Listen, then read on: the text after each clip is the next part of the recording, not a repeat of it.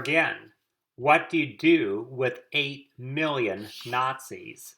This is part 2 of Never Again, Denazification. In 1919, 29-year-old Adolf Hitler was unable to forgive or move on with his life. By 1920, he aimed to control Germany, and by 1933, he was the legal dictator. By the 1940s, he had started World War II and killed at least 11 million people in the Holocaust. In short, he had gone from army corporal to the world's most notorious genocidal tyrant.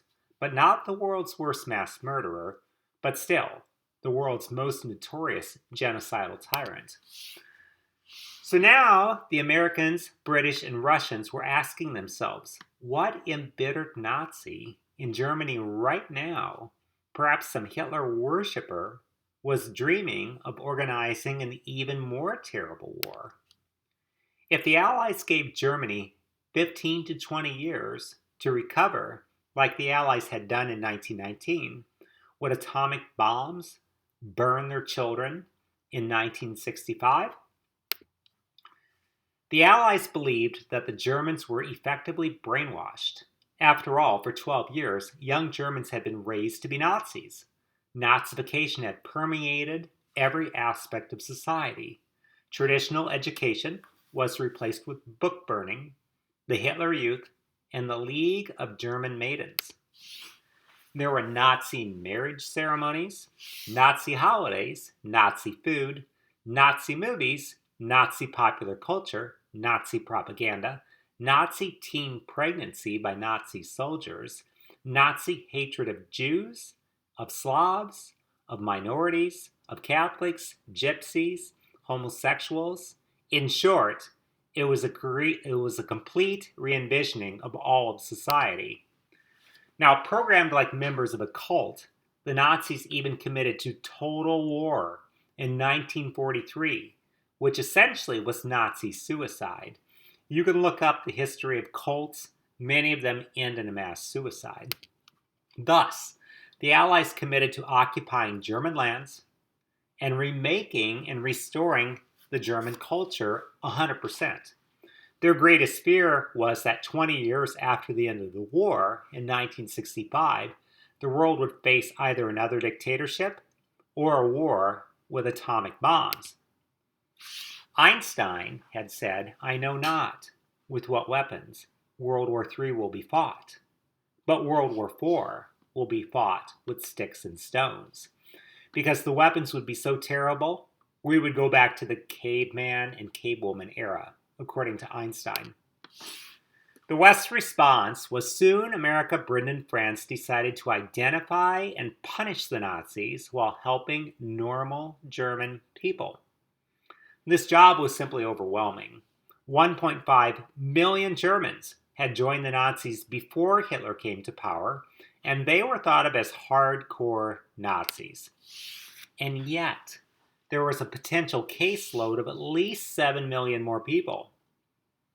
But then the question also became, did they have to screen the entire population, which was about 64 million people?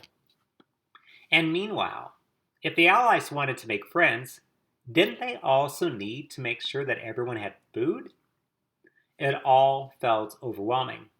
Supreme Allied Commander Dwight David Eisenhower, a future president of the United States, estimated that it would take 50 years to handle these problems. The amazing thing is, in the West, it took far less than 10. Meanwhile, in the Soviet zone, the Russian Secret Service set up special camps where alleged Nazis were locked up. At least 43,000 people died in these camps.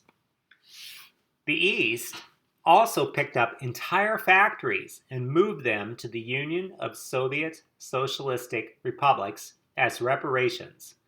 The Russians also nationalized every other business. In other words, they stole it. They seized large farms and redistributed the land to small farmers. Now, those caught hoarding food in their kitchen were subject to being shot. by Joseph Stalin's people. Now, some Nazis escaped death or prison. If they worked with the Russians, they could live like ordinary Germans. Now, eventually, both sides quit denazification. In the West, the Americans, British, and French were basically just too poor, too worn out, and too overwhelmed to vet every person in West Germany. In contrast, in the East, the Russians never ended their special camps, secret police, and purges. East Germany wound up becoming one of the most repressive societies on the face of the earth, with probably the most effective surveillance operation in the history of the human race, perhaps up until recent years.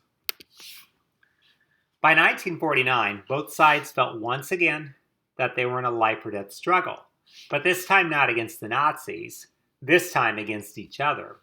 Each had the atomic bomb. The Cold War threatened to turn hot. Then both sides did something very questionable. They acquired any Nazi they found useful, including some whose war massacres later shocked the world. The rocket scientists were among the first that both sides recruited. Overwhelmed by 1951, the West gave up on denazification. When they did, the East then claimed West Germany's new government is just an extension of the Nazis. You can see films that take place in East Germany in the 1980s, and they are still referring to the people in the West as Nazis, even though nothing could be further from the truth.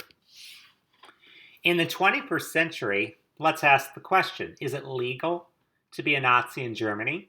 After all, Germany is a free society, it's a democracy, it's a capitalist country, people have freedom of speech, religion, and assembly, so they believe in free speech. But the swastika and the Heil Hitler salute are illegal. Nationalist groups can hold demonstrations and say what they want, but the government will imprison Holocaust deniers. Neo-Nazi parties are allowed as long as they are not explicit about linking with the Nazi regime. In 2013, in their election, the party that most often gets compared to the Nazis, the National Democratic Party, received 1.5% of the vote. Now, founded in 1964, people have tried to ban it at least 4 times. But Germany still has freedom of assembly, and this party has managed to keep their beliefs, their platform, far enough away from the Nazis. They sort of like walk the line between legal and illegal. They stay on the legal side so that their party can continue to exist. Now, as of this writing, 2017, World War II was over 72 years ago. Very few Germans alive today were involved with the war or the Holocaust. They would have had to be 90 years old, actually even older. Yet, according to Michael Lewis's Boomerang, which is a very good book, and other sources, Germans today feel awful about the war. Lewis reported that everyone he met was kind and helpful.